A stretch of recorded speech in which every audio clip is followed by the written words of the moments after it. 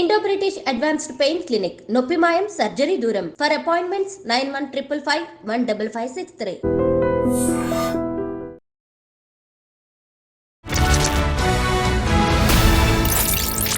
అందరికీ నమస్కారం. నేను Swaroopa Potlapalli. Welcome to iDream. Hyderabad లో ఓ వ్యక్తి తన భార్యను చంపిన విధానం ఇప్పుడు సెన్సేషన్ గా మారింది. అసలు మనుషులు ఇలా కూడా ఉంటారా అని భయాందోళనలు రేకెత్తిస్తోంది. ప్రస్తుతం నాతో పాటు పర్సనాలిటీ డెవలప్మెంట్ ట్రైనర్ రామ్ మెట్టు గారు ఉన్నారు. ఆయనతో మాట్లాడదాం.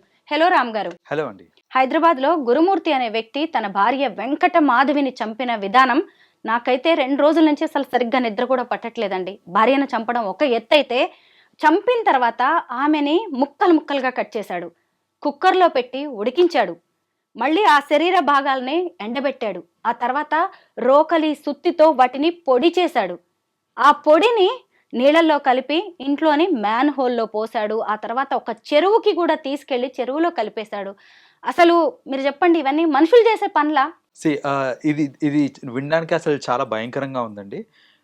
అందుట్లో ఈయన ఒక ఎక్స్ ఆర్మీ పర్సన్ అనేది ఇట్ ఈస్ వెరీ షాకింగ్.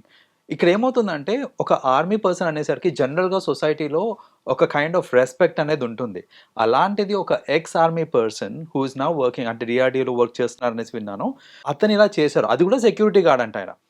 ఆయననే ఇంత ఇది చేస్తున్నారంటే మనకి అసలు నమ్మకం అనేది సొసైటీలో ఎక్కడుంటుందండి? ఇంకా ఒక ఆర్మీ పర్సన్, అది కూడా ఒక సెక్యూరిటీ ఆఫీసర్గా చేస్తున్నారు, ఇంత దారుణంగా చంపి చేశాడు అని అంటే అది రియలీ షాకింగ్ అండి. అయితే ఇందులో చాలామంది ఏంటంటే, ఇలా క్రైమ్ చేసినప్పుడు ఏదో ఆవేశంలో చేశానండి సారీ అనేసి తర్వాత రిపెంట్ అయ్యే వాళ్ళు చాలామంది ఉంటారు. కానీ ఈ పర్టికులర్ క్రైమ్ ఇది ఆవేశంలో చేసింది కాదు. ఎంత ప్లానింగ్ అంటే, ఫస్ట్ ఒక కుక్క మీద దాన్ని ప్రయత్నించి దానిలో సక్సెస్ అయిన తర్వాత దాన్ని మళ్ళీ వాళ్ళ వైఫ్ మీద ఇంప్లిమెంట్ చేసి, ఇంత ప్లానింగ్. ఇట్ వాజ్ ఆల్మోస్ట్ ఆయన యూట్యూబ్ వీడియోస్ కూడా చూశాడంట, ఆయన మూవీస్ కూడా చూశాడంట, ఎలా చంపొచ్చు ఆధారాలు లేకుండా అనేసి.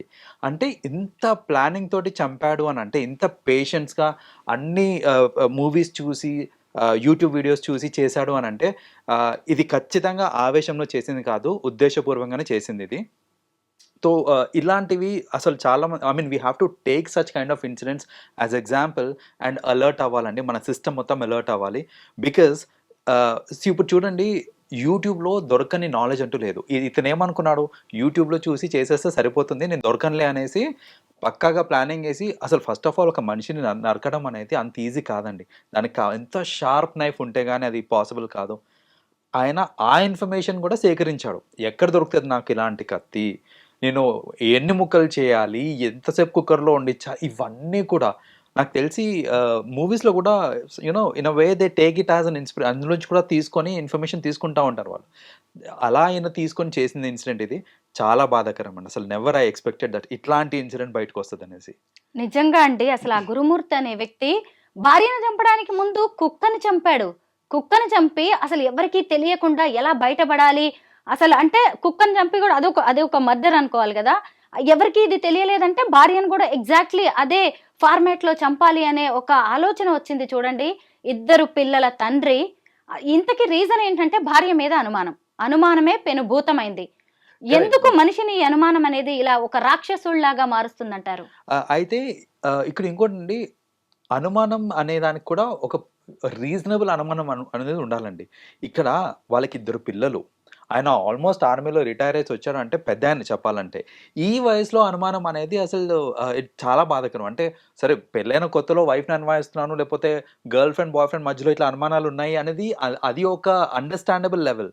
2 పిల్లలుండి ఇంత లైఫ్ కలిసి ట్రావెల్ చేసిన తర్వాత ఈ పాయింట్ ఆఫ్ టైంలో అనుమానం అనేది ఐఎమ్ నాట్ వెరీ ష్యూర్. అంటే అది అదే రీజనా, లేకపోతే ఇంకేదైనా రీజన్ వల్ల కూడా అయి ఉండొచ్చా అనేది వీ హ్యావ్ టు అండర్స్టాండ్ అండి. ఖచ్చితంగా ఇన్వెస్టిగేట్ చేయాలి. చేసి అదర్ డీటెయిల్స్ ఏంటో కూడా తీసుకుంటే మనకి ఎగ్జాక్ట్ రీజన్స్ తెలుస్తాయి. అనుమానం వల్లనే అనంటే మేబీ ఇనీషియల్ టాక్స్ తోటి లేకపోతే పెద్దవాళ్ళని కూర్చోబెట్టుకొని సాల్వ్ చేసుకుంటే అయిపోతుందండి. ఎవరన్నా సరే, ఇప్పుడు అనుమానం అనేది కామన్. అనుమానం వచ్చింది అనంటే ఫస్ట్ వాళ్ళిద్దరూ మాట్లాడుకొని సార్ట్ అవుట్ చేసుకొని, లేదు అప్పటికి కుదరట్లేదు తీరట్లేదు అని అనుకుంటే పెద్దవాళ్ళని పిలిచి సర్దుమర్చుకోలే. కానీ ప్రాణం తీసేస్తే ఏమొస్తారు? ఇప్పుడు మళ్ళీ ఆమె తిరిగి వస్తుందా? It is not possible. So ఏదన్నా యాక్షన్ తీసుకునే ముందు కొంచెం ఆలోచించి ఇలాంటి ఏమన్నా డిసిషన్స్ తీసుకుంటే ఇవన్నీ అరికట్టచ్చండి. సో ఇలాంటి కాకుండా యునో నాకు తెలిసిందే కరెక్ట్, నేను చంపేసేయాలి, చంపేస్తేనే నేను తృప్తిగా ఉంటానంటే ఇంకా రిలేషన్షిప్కి ఆ వాల్యూస్ ఏమున్నాయండి ఇంకా. ఈ సందర్భంగా ఈ గురుమూర్తి చేసిన జాబ్ గురించి కూడా మనం మాట్లాడుకోవాలండి. ఇతను ప్రకాశం జిల్లాకు చెందినవాడు, రిటైర్డ్ ఆర్మీ జవాన్. రిటైర్మెంట్ తర్వాత వాళ్ళకి మళ్ళీ గవర్నమెంట్ జాబ్స్ వస్తాయి కదా, అలా డిఆర్డిఏలో మళ్ళీ సెక్యూరిటీగా పనిచేస్తున్నాడు. ఏంటండి, ఎదుటి వాళ్ళని కాపాడాల్సిన వ్యక్తి, మన రక్షణ సంస్థల్ని కాపాడే వ్యక్తి, మన దేశాన్ని కాపాడిన వ్యక్తి ఇలా సొంత భార్యనే కడతేర్చడం అంటే, ఇలా మనుషులు ఎంత ముసుగు వేసుకుని బతుకుతున్నారో చూసారా? దట్ ఈస్ వాట్ అండి. అంటే ఇక్కడ మారల్ వాల్యూస్ అనేది లేకుండా పోయినాయి సొసైటీలో. మనము జనరల్గా ఒక ఆర్మీ పర్సన్ అనగానే తెలియకుండా రెస్పెక్ట్ వచ్చేస్తుంది మనకి, అరే ఆర్మీ పర్సన్ అనే రెస్పెక్ట్ వస్తుంది. బట్ ఇలాంటి వాళ్ళు చేసే పనుల వల్ల మనకి ఉన్న ఈ మిగతా వాళ్ళు కూడా చాలా ఇంపాక్ట్ అవుతుంది. ఫస్ట్ ఆఫ్ ఆల్ మనకి ఇన్సెక్యూరిటీ, ఇలాంటి వాళ్ళు ఆర్మీలో పనిచేస్తున్నారా అసలు, అంటే మన దేశ భద్రత ఏంటి అని మనకు అలాంటి థాట్స్ కూడా వచ్చేస్తుంటాయి. సో సొసైటీలో అసలు ఇంకా మనకి సెక్యూరిటీయే లేదా అనే క్వశ్చన్స్ రేస్ అవ్వడానికి ఇలాంటి వాళ్ళే కారణం అండి. So what I personally feel is, మనకి ఆ కాన్ఫిడెన్స్ కరెక్ట్గా ఉండాలి. ఇట్లా ఈ ఆర్మీ సిస్టమ్ మీద కానివ్వండి, లేకపోతే మన భద్రత మీద మనకి అనుమానం లేకుండా ఉండాలి అని అంటే ఖచ్చితంగా ఈ కేసుని బాగా పరిశీలించి అప్రోప్రియేట్ పనిష్మెంట్ ఇస్తే గానీ మనకు ఆ నమ్మకం కుదరదు. వేరే వాళ్ళకి కూడా ఇది ఒక ఎగ్జాంపుల్ లాగా సెట్ చేయాలి దట్ ఇలాంటి దురాశనలు ఏమైనా ఉంటే గనక, ఆలోచనలు ఏమైనా ఉంటే గనక డెఫినెట్‌గా they have to refrain their thoughts అని ఒక ఎగ్జాంపుల్‌ని సెట్ చేస్తే మాత్రం that is when we can live peaceful అండి. అదర్‌వైజ్ ఇలాంటి ఇంకో చాలా చూస్తూ ఉంటాం మనం ఫ్యూచర్‌లో కూడా. నిజంగా రాక్షసులు ఉండేవాళ్ళని మనం పుస్తకాల్లో, పురాణాల్లో చదువుకున్నాం. కానీ ఇప్పుడు గురుమూర్తి లాంటి వ్యక్తుల రూపంలో ఈ రాక్షసులు పుట్టినట్టుగా కనిపిస్తోందండి. అసలు అతను ఈరోజు భార్యను చంపిన విధానం, ఆ కేసు నుంచి తప్పించుకోవడానికి అతను చేసిన పనులు చూస్తుంటే, పిల్లలు అతన్ని మనిషిలాగా, తండ్రిలా చూస్తారా? పక్కింటి వాళ్ళు అతన్ని నమ్ముతారా? కుటుంబ సభ్యులు, బంధువులు అతన్ని అసలు ఇక మీదట అతని మొహం చూడగలరా? అదే ఆబ్వియస్లీ, అంటే అతను చేతులారా చేసుకుంది ఇదంతా. ఇప్పుడు వాళ్ళ వైఫ్ చనిపోయారు, she is no more. But ఇతను బతికి కూడా వేస్ట్ ఇంకా. ఎందుకంటే సొసైటీలో రెస్పెక్ట్ ఉండదు. వాళ్ళ పిల్లలు కూడా ఒక తండ్రిలాగా కూడా చూడరండి అతనికి. ఇంకెందుకంటే ఆయన బతికి నాకు అర్థం కాదు. అంటే అందుకనే అంటాను, ఇలాంటి ఏదన్నా సడన్గా ఏదైనా చేసేయాలన్నప్పుడు, ఏదన్నా యాక్షన్ తీసుకోవాలన్నప్పుడు డెఫినెట్గా they have to think about various other things. It is just not about 2 individuals అండి. ఒక వైఫ్, ఒక హస్బెండ్ మాత్రమే కాదు. ఇక్కడ ఏంటంటే సొసైటీకి they are setting examples. So ఇప్పుడు ఇలాంటి పనులు చేయడం వల్ల వాళ్ళ పిల్లలతోటి దూరం అయిపోతున్నాడు. సొసైటీకి ఒక నెగటివ్ ఇంపాక్ట్ వచ్చేసింది ఆయన మీద. సో ఇలాంటివన్నీ కూడా దృష్టిలో పెట్టుకొని మనం ఏ పని చేసినా కూడా ఇవి దృష్టిలో పెట్టుకోవాలి. It is just not between 2 individuals. It is always about people around. And ఇవన్నీ కూడా మనం కన్సిడర్ చేసుకోవాలి. ఏ పని, it's just not about this అండి. ఏ పని చేసినా కూడా మన వల్ల వేరే వాళ్ళకి ఇంపాక్ట్ ఉంటుందా లేదా అనేది ఒక్కటి ఆలోచించితే మన థాట్స్ అనేది కొంచెం కంట్రోల్లో ఉంటాయి. ఈ ఈ ఆలోచన లేనంతసేపు మనం ఏంటంటే విచ్చలవిడి చూస్తూనే ఉంటాం సొసైటీలో. భార్యను చంపడానికి ముందు ఇతను క్రైమ్, హారర్ మూవీస్ చూశాడు, వెబ్ సిరీస్ చూశాడు, అసలు యూట్యూబ్, సోషల్ మీడియా అంతా జల్లెడ పట్టేశాడు. అంటే దొరకకుండా ఉండడానికి ఏం చేయాలో అంతా ఒక మంచి స్కెచ్ చేసుకున్నాడు. ఇక్కడ తను పోలీసులను ఎంత అండర్ ఎస్టిమేట్ చేశాడో చూసారా? బట్ మన తెలంగాణ పోలీసులు ఏమన్నా తక్కువ?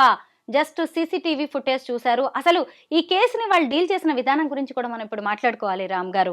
ఎస్ అండి, I should really appreciate the police system here అండి. అయితే ఇక్కడ ఇంకొకటి, ఈయన ఎంత పక్కగా ప్లాన్ చేసుకున్నాడు, ఈ వీడియోస్ చూసుకున్నాడు, ఇవన్నీ చేశాడు కదా. మన దగ్గర ఇంకొక సిస్టమ్ యాడ్ అయితే బాగుండేమో అనిపిస్తుంది. ఏంటంటే ఈ మధ్యన ఎవరు ఏ కంటెంట్ చూస్తున్నారు అనేది, వెబ్లో ఏ కంటెంట్ చూస్తున్నారు అనేది it is easy to track. ఒక్కటే ఐపీ అడ్రస్ నుంచి ఒకటే పర్సన్ ఈ మర్డర్స్ ఎలా చేయాలి, మర్డర్ మూవీస్ ఇవన్నీ చూస్తున్నప్పుడు there should be a system అండి. There should be a system which can track such kind of activities. ఇలాంటి యాక్టివిటీస్ని ట్రాక్ చేసుంటే కనుక, ముందే చేసుంటే కనుక మనకేంటంటే ఇంతవరకు వచ్చేది కాదు. మేబీ బికాజ్ అతను చేసేది ఇంట్లోంచే చేస్తుంటారు మోస్ట్లీ, లేదా అతను మొబైల్ ఫోన్ నుంచే చేస్తుంటాడు.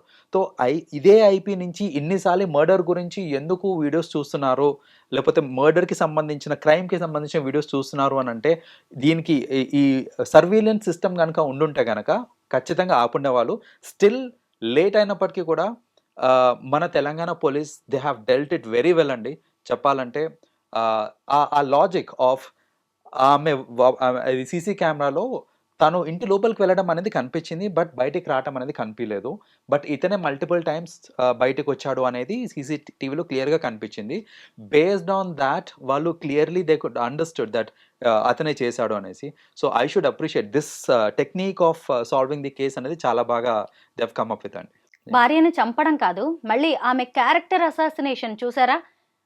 అప్పటికే ఆమె వెంకట మాధవి తల్లికి డౌట్ వచ్చింది, ఈ అల్లుడేం మామూలోడు కాదు, నా బిడ్డ ఎక్కడికో వెళ్ళిందని పోలీసులకు ఫిర్యాదు చేసింది. ఈయనేం చెప్తున్నాడంటే అసలు నా భార్య ఇంటి నుంచి వెళ్ళింది, అసలు ఎక్కడికి వెళ్ళిందో తెలియదు, ఎటో వెళ్ళిపోయింది అని చెప్పాడు. అక్కడ కూడా తప్పించుకునే ప్రయత్నం చేశాడు. కరెక్టే మీరు అన్నది, సీసీటీవీ ఫుటేజ్ తోటి ఆమె అసలు ఇంట్లోకి వెళ్ళిందే ఉంది కానీ బయటకు వెళ్ళింది లేదు. రామ్ గారు, మీరు ఒక లైఫ్ కోచ్, మీరు ఎంతో మందికి మీరు కౌన్సిలింగ్ ఇస్తూ ఉంటారు, స్టూడెంట్స్ కి కెరీర్ గైడెన్స్ కూడా ఇస్తూ ఉంటారు. అయితే ఇప్పుడు ఒక భార్యాభర్తకి నిజంగా సెట్ అవ్వట్లేదు, వాళ్ళ మధ్య క్లాషెస్ వచ్చాయి, అనుమానం ఉంది. ఒకవేళ ఇలాంటి వాళ్ళు మన చుట్టూ కూడా చాలా మంది ఉంటారు, కానీ ఎలా ఆ రిలేషన్ నుంచి బయటికి రావాలో తెలియదు. చంపడం మార్గం కాదు కదండి, అలాగని డివోర్స్ కూడా మార్గం కాదు. ఒకవేళ ఇక వద్దు ఆ రిలేషన్ అనుకున్నప్పుడు డివోర్స్ లాంటి ఆప్షన్ నిజంగా ఉంది కొందరికి. మీరేమంటారు? ఆ రిలేషన్ ఎలా బ్రేక్ చేసుకొని ఎవరికి వాళ్ళు ఎలా బతకాలి? ఎందుకంటే అతనికి అనుమానం వచ్చినంత మాత్రాన ఆమెను చంపే హక్కు ఇతనికి లేదు కదా అంత దారుణంగా. కరెక్ట్. సో దట్స్ వాట్ ఇక్కడ ఏంటంటే అండి, అనుమానం అనేది స్టార్ట్ అవ్వగానే అసలు ఫస్ట్ ఆఫ్ ఆల్ అది పెరగక ముందే దాన్ని కట్ చేయడానికి ట్రై చేయాలి. సపోజ్ నాకు ఎవరి మీద అనుమానం ఉంది అని అంటే ఫస్ట్ విత్ టాక్స్ సాల్వ్ చేసుకోవడానికి ట్రై చేయాలి. విత్ టాక్స్ సాల్వ్ అవ్వట్లేదు అని అంటే we can consult experts in it, like counsellings కానివ్వండి, పెద్దవాళ్ళు కానివ్వండి, ఫ్యామిలీ మెంబర్స్ కానివ్వండి, వీళ్ళతో మాట్లాడి అందరూ కూర్చొని దాన్ని సద్మర్చుకుంటే సరిపోతుంది. లేదు మీరు అన్నట్టు వర్కౌట్ అవ్వట్లేదు అని అంటే డివోర్స్ కూడా తీసుకోవచ్చు, దట్స్ అబ్సల్యూట్లీ ఓకే. డివోర్స్ తీసుకోవడం ఈజ్ అబ్సల్యూట్లీ ఫైన్ అండి. మీరు డివోర్స్ని పక్కన పెట్టేసి నేను చంపేస్తాను అని అంటే that is not the solution. No, మీరు చెప్పినట్టు అసలు రైటే లేదు. ఒక పర్సన్ ఇంకో పర్సన్ని చంపే రైటే లేదు. ఇద్దరికి పడట్లేదు అంటే సపరేట్ అయిపోండి అంతే. బట్ అలా సపరేట్ అవ్వకుండా ఇలా చంపడం అనేది ఇట్స్ అన్ ఎక్స్ట్రీమ్ సిచ్యువేషన్. అది అవ్వకుండా ఉండడం ఇస్ ఇంపార్టెంట్ అండి. తల్లి చనిపోయింది, అది కూడా ఎంత దారుణంగా, తండ్రి చేతులు. అసలు ఆ పిల్లల భవిష్యత్ ఏంటండి? ముఖ్యంగా ఈరోజు గురుమూర్తి చేసింది మామూలు నేరం కాదు. రేపు ఇంకొకళ్ళకి ఇలాంటి ఆలోచన కూడా రాకుండా మన ప్రభుత్వం, మన కోర్టులు, మన న్యాయస్థానం, మన పోలీసులు, మన సమాజం ఎలాంటి శిక్ష వేయాలి అతనికి? So obviously extreme for what ever he has done, అది ఇట్స్ అన్ ఎక్స్ట్రీమ్ యాక్ట్ అండి. ఎక్స్ట్రీమ్ యాక్ట్ కాబట్టి అతని పనిష్మెంట్ కూడా ఎక్స్ట్రీమ్గానే ఉండాలి. దీన్ని కొంచెం ఏదైనా లీనియంట్గా తీసుకొని నార్మల్ పనిష్మెంట్ కనుక ఇచ్చారనంటే ఇన్ అ వే మనం ఇంకొకరికి ఇన్స్పిరేషన్ ఇస్తున్నట్టే, ఇలాంటివి చేసుకోవచ్చు, పర్వాలేదు, మీరు తప్పించుకోవచ్చు, లేదా మీకు వచ్చే శిక్ష correct, I mean it's not intense అని ఒక ఎగ్జాంపుల్ కింద అవుతుంది. కాబట్టి ఖచ్చితంగా దీనికి మాత్రం ఎక్స్ట్రీమ్ పనిష్మెంట్ రావాల్సిందే. For what ever he has done, law system they know better like what punishment అనేది.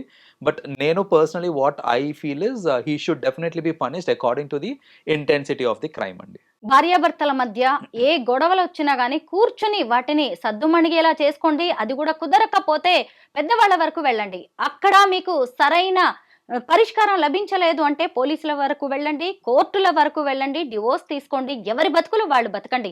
మీకంటూ కూడా ఇద్దరు పిల్లలు ఖచ్చితంగా ఉంటారు కదా, ఆ పిల్లల జీవితాల గురించి ఆలోచించండి. తప్పులు చేయడం, నేరాలు చేయడం, మర్డర్స్ చేయడం అనేది కరెక్ట్ కాదు. తర్వాత భవిష్యత్తు ఎలా ఉంటుందో కూడా ఆలోచించుకోండి. మిమ్మల్ని మించిన పోలీసులు ఉన్నారనే విషయం అస్సలు మర్చిపోకండి. Thank you so much Ram గారు. థ్యాంక్ యూ అండి.